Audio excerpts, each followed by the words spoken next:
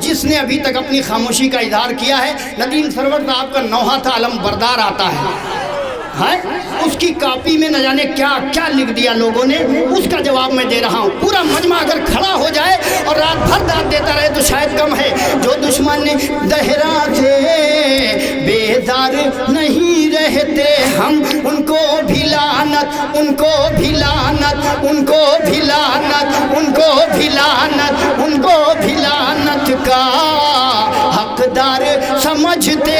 शीलू भाई पूरी दुआ, हकदार समझते हैं हम लोगों को, रह रह कर आती है हंसी उन पर।